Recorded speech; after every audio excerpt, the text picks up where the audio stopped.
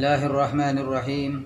Assalamualaikum warahmatullahi wabarakatuh. Alhamdulillah nahmaduhu wa nusalli wa nusallimu ala rasulihil karim. Amma ba'd. Fa subhanaka la ilma lana illa ma 'allamtana innaka antal alimul hakim. Hasbiyallahu wa ni'mal wakil. Wala hawla wala quwwata illa billahil aliyyil azim. وفوق كل ذي علم عليم. قال الله تعالى: أعوذ بالله من الشيطان الرجيم. بسم الله الرحمن الرحيم. والذين آمنوا لتطمئن قلوبهم بذكر الله ألا بذكر الله تطمئن القلوب. صدق الله العظيم. Saudara-saudara pemirsa yang dimuliakan oleh Allah Subhanahu wa taala. Ada dua macam kebahagiaan yang kita harapkan kita dapatkan.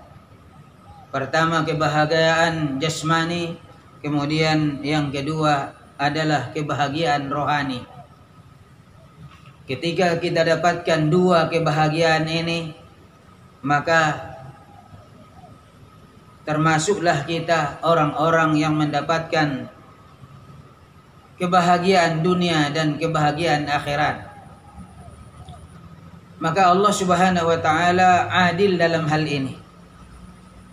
Untuk mendapatkan kebahagiaan jasmani, maka sumbernya adalah apa-apa yang bersumber daripada buminya Allah Subhanahu wa taala ini.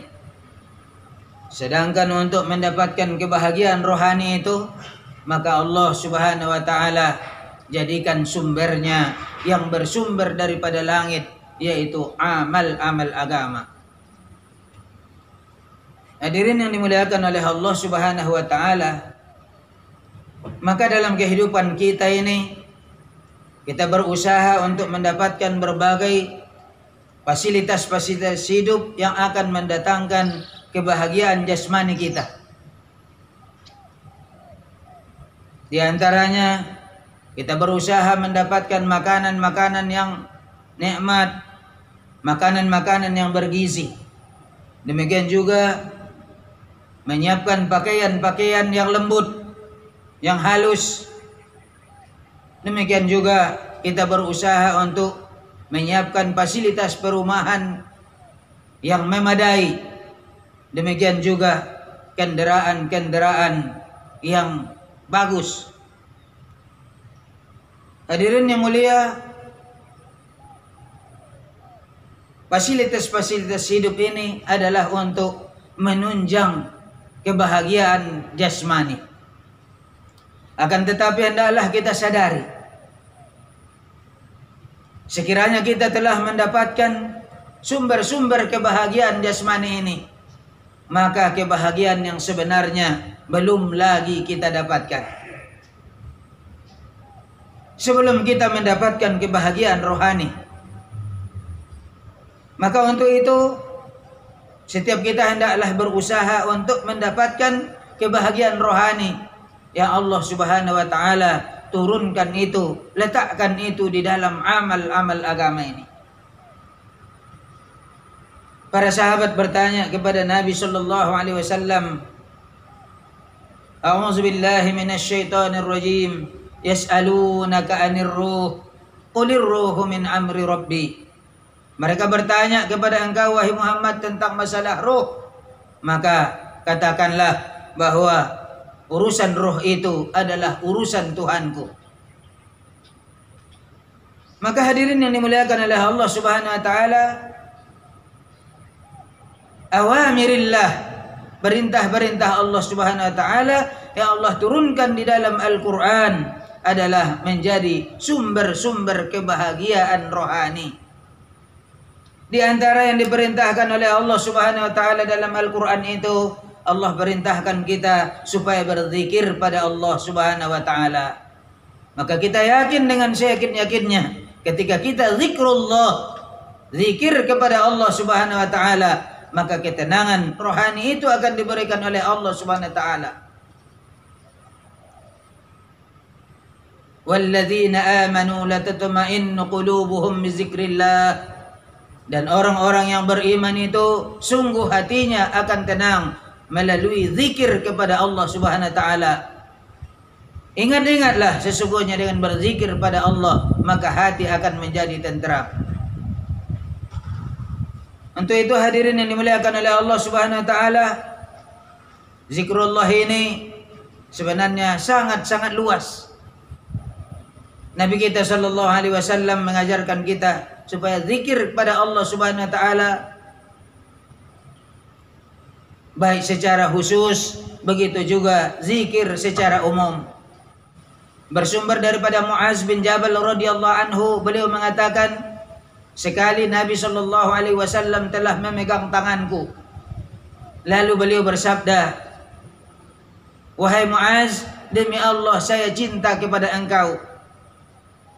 Wahai Muaz, aku berwasiat kepada engkau, janganlah engkau tinggalkan membaca doa ini setelah engkau selesai daripada salat fardumu, yaitu bacalah Allahumma a'inni ala dzikrika wa syukrika wa husni ibadatik. Allahumma a'inni ala dzikrika wa syukrika wa husni ibadatik."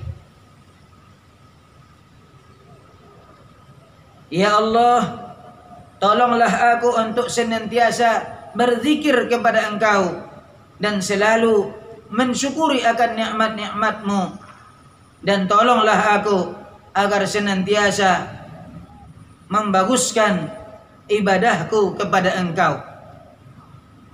Saudara sekalian yang dimuliakan oleh Allah Subhanahu wa taala, ada dua waktu yang khusus untuk kita senantiasa berzikir pada Allah Subhanahu wa taala.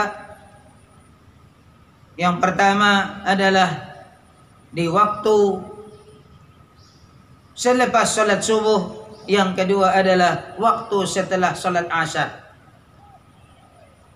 Nabi kita sallallahu alaihi wasallam bersabda, "Sungguh aku duduk bersama dengan orang-orang yang berzikir kepada Allah selepas salat subuh. Lebih aku cintai daripada dunia dan segala isinya.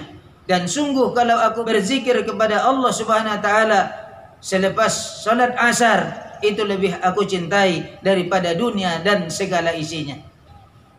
Kemudian yang terakhir hadirin yang mulia, untuk mendapatkan hakikat zikir ini, hendaklah kita senantiasa dakwahkan pentingnya zikrullah ini. Kemudian kita latihan berzikir kepada Allah Subhanahu wa taala, termasuk latihannya adalah di dalam salat. Di mana di dalam salat ini Allah inginkan kepada kita agar kita zikir pada Allah. Wa aqimis salata li dzikri, dirikanlah salat untuk mengingatku. Maka orang-orang yang beriman ini berbeda dengan orang munafik dalam pelaksanaan salatnya. Orang yang beriman dia benar yakinnya kepada Allah, maka dia akan zikir kepada Allah Subhanahu wa taala dengan zikir yang banyak. Sementara orang yang dalam hatinya ada penyakit, dalam hatinya ada keraguan-raguan, maka Allah Ta'ala menyebutkan tentang sifat-sifat orang munafik.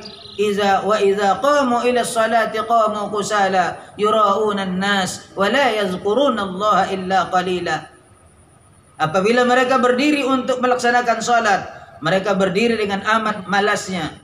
Tujuan mereka tiada lain hanya supaya dipuji oleh manusia, dan mereka tidak mengingat Allah dalam salatnya kecuali hanya sangat sedikit sekali. Untuk itu hadirin yang mulia, kita usaha mendirikan salat kita mulai daripada takbiratul ihram sampai kepada salam, menjaga hati kita agar senantiasa ingat kepada Allah Subhanahu wa taala. Inilah barangkali yang dapat disampaikan dalam kesempatan ini. Mudah-mudahan penyampaian yang singkat ini ada manfaatnya untuk saya dan kepada kita secara keseluruhan. Amin ya rabbal alamin. Billahi taufiq wal hidayah. Wassalamualaikum warahmatullahi wabarakatuh.